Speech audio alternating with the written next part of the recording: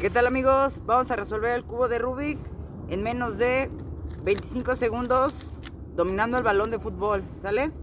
Aquí lo estoy mezclando. El tiempo está en ceros. Listo. 1, 2 y 3.